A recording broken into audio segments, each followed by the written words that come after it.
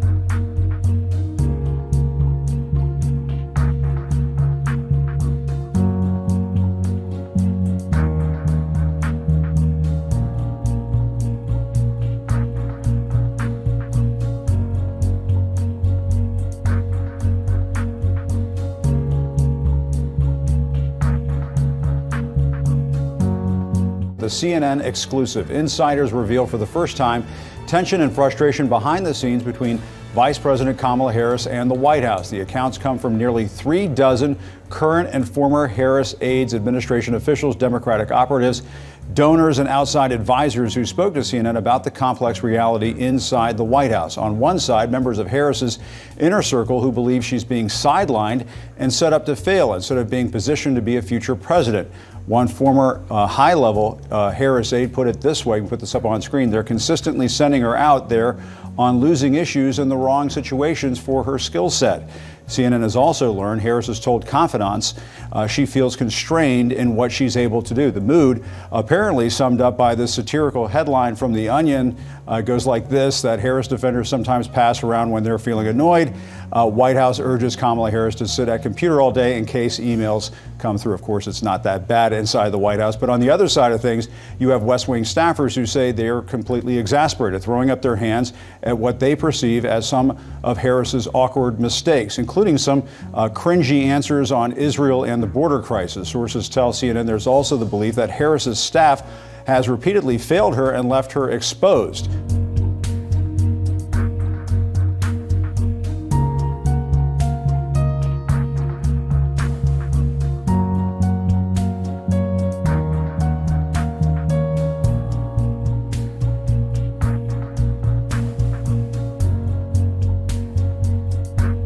So where do we go from here, Olivia? Because people are really worried about the job Joe Biden's doing. Kamala Harris consistently polling even lower. New York Magazine, which should be a friend of the vice president, is talking about her staff turnover, her word salad, and her uncomfortable cackling, and just bumbling on some of these issues, which aren't gimmies, but at least she should be trying.